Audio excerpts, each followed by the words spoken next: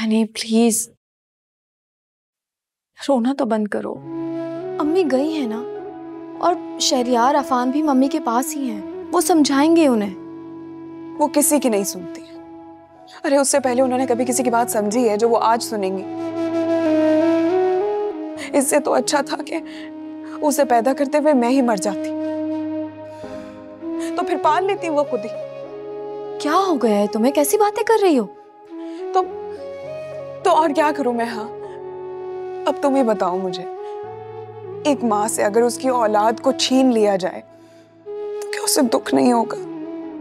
क्या वो बेबस नहीं होगी? क्या उसकी माँ का अपनी औलाद पर हक नहीं है? वो तुम्हारी औलाद है और तुम्हारे पास ही आएगी। मम्मी को सब जानते हैं, उनकी आदत है मसाइल बढ़ाने की। बस वो अपनी ताकत और हाकमियत दिखाती है, यही शौक है उनका। तुम परेशान मत हो, सब ठीक होगा।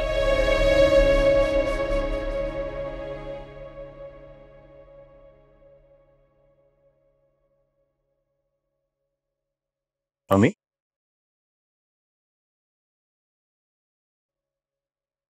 आप तो इसे लेके कमरे में गई थी, यहाँ क्यों आ गई?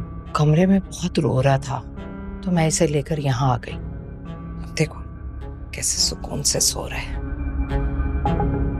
मम्मी, आप एनी भाभी का बच्चा छीनकर अपने पास क्यों रखना चाहती हैं?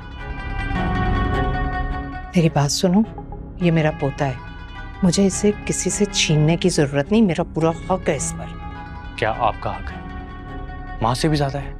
अफान, आराम से बैठकर बात करते हैं इस बारे में। नहीं नहीं, ये क्यों आराम से बात करेगा, इसे तो माँ से बदतमीजी करने का लाइसेंस मिल गया।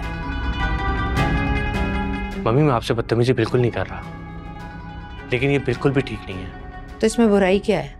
बच्चा अपनी माँ के पास रहे या दादी के पास, क्या फर्क पड़ता है? इसमें इतना बवाल क्यों खड़ा कर रहे हो तुम? एक छोटा मासूम बच्चा अपनी माँ के बगैर रह सकता है क्या? सिर्फ इतना बता दें मुझे।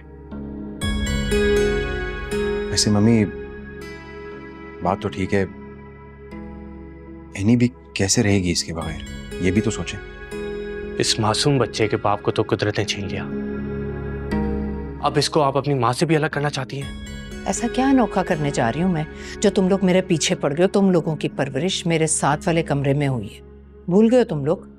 मम्मी, आपका कमरा और हमारा कमरा आपस में अटैच था, आप जब चाहे हमें देख सकती थी, लेकिन आपका और एनी भाभी का कमरा बहुत दूर है, इस बात को समझे।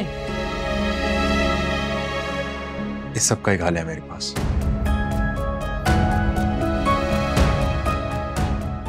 मम्मी, आप जरा 2 मिनट के लिए मेरी बात सुनें। ठीक है, मैं उमर को कमरे में लिटा कर आती हूँ।